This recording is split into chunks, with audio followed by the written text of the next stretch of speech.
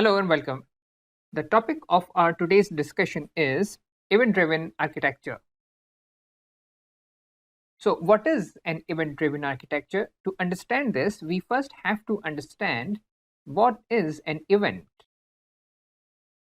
So, an event is something which happens or which triggers. For example, we all watch television and we have remote control, and using that remote control, we switch channels.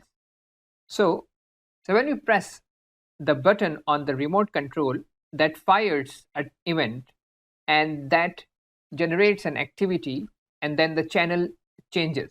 So this pressing of a button is an event. In the same way, uploading a file is an event. Deleting the file is also an event. Inserting data into database is an event. So in general, any activity which generates an action, you can call that as an event, right? So we have an event, but this event contains some data. So it contains data. Now we are not talking about the format of data, but the event actually contains some data. It can be in any format. And the data is actually immutable, right? Immutable. Okay, so what are the major components or major players in the event-driven architecture? So we have three major players, or event-driven architecture can also be understood as the pub-sub model or publisher-subscriber model. Pub-sub model. Now, what is pub-sub model? In a pub-sub model, we have a publisher which publishes some data. So we have a publisher. We have a subscriber which subscribes to this published data. So we have a subscriber, and in between we have a broker.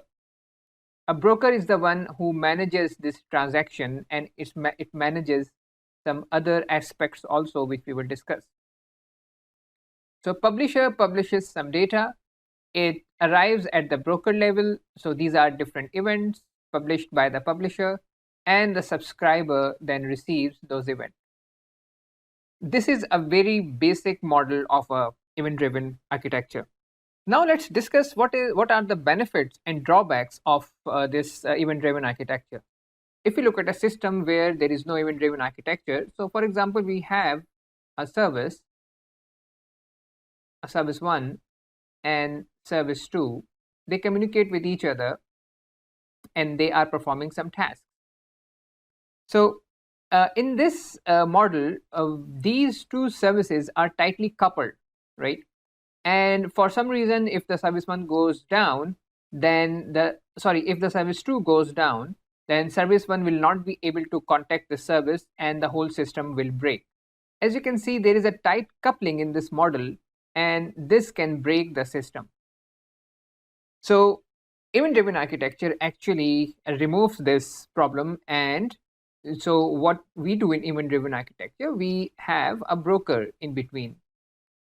So now in that case, this message or service 1 will be publishing the events to the broker, and broker will then store the event. It can store the event, and then the service 2 can receive the event. Now in this case, if service 2 goes down, the events are stored at the broker level. The broker stores those events for some period of time, whatever time we have set.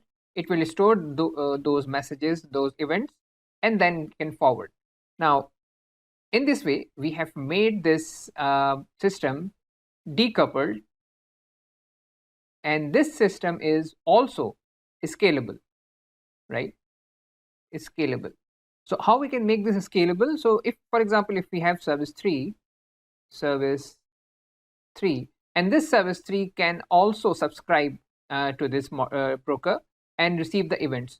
So in this way, if we in the future we want to introduce more services, then this is also possible, and we can scale this system easily. With this, we have another benefit, which is there is no point of failure, no single point of failure. For example, we have all these services connected to this broker, and if any service goes down, for example this service goes down or service 3 goes down, that's also fine. The system will still keep on working and it will keep on responding. So if one service or two services goes down, that's still fine. There is one more point, which is event persistence. Now what does event persistence mean? So for example, we have a service here which also generates service 4, which also generates the events. So this is also generating some event, and this broker can contain or can store the events for certain amount of time. So our events are also persistent for certain amount of time, and if within that time, if that's not received, or that's those messages which remains in the broker and not being consumed, we can forward them, which we call it, to the dead letter queue, DLQ. That's another topic. I've just mentioned it, that we can move those events to another place, and we can remove those from here. For example, I can remove this one from here and I can put it here. Now let's see what benefits we have. We have decoupled our system. We have decoupled. With this, we made this system scalable, and no single point of failure. And with that, we have persistence, event persistence. So event persistence can help us if some service is down, so the events will not be lost. Now let's see what are some of the drawbacks. So there is a little drawback, which is the performance drawback. For example, we have this service 1 and broker and service 2. So now there is no direct communication between service 1 and service 2, and the service 1 has to go through the broker. So there is some performance hit, we can say here. We can have performance hit, and this can delay our messages, or sometimes if broker is not up or there is some problem, then the service 2 cannot receive the events on time. So we have a bit of performance hit here in this case. The second issue can be is if we have multiple services. For example, we have a scenario like this where we have multiple services and different services are subscribed to different brokers. So for example, these services are subscribed to this one, and this service has directly subscribed to this one, and this broker is again publishing messages to these two brokers. So this is a bit of complex system. Here we have a more complexity.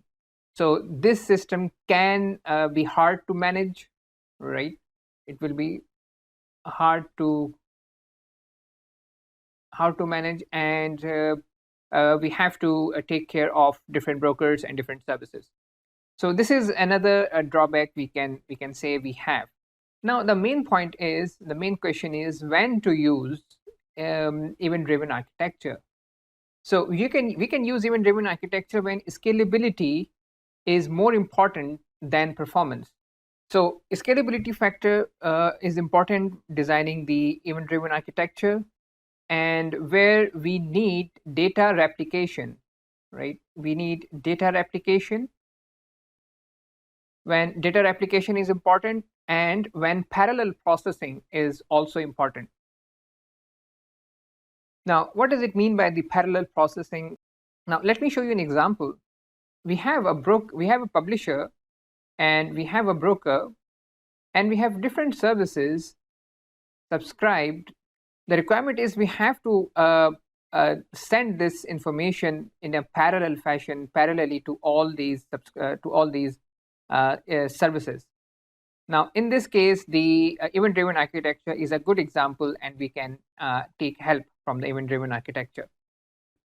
So, in a summary, an event-driven architecture is an architecture where the application is based on different events. When the application is based on the actions which are triggered, Publisher-subscriber model is the one which is used to implement the event-driven architecture. And in event-driven architecture, we have publisher, broker, and subscribers. Publishers publish events, and brokers can handle those events, can store those events, and then send those events to the subscribers. The benefit of this model is these kind of applications are decoupled, they are easily scalable, there is no single point of failure, and we have event persistence. So they are not lost if the service is not available. They can be stored, and later when the service comes up, we can send those messages or events to that service. What are some of the drawbacks? So the drawbacks are these applications can be a little complex if we have lots of services and lots of brokers, and it can be hard to manage. And when we can use them when we need scalability, data replication, and parallel processing. I hope this will be helpful for you, and see you next time.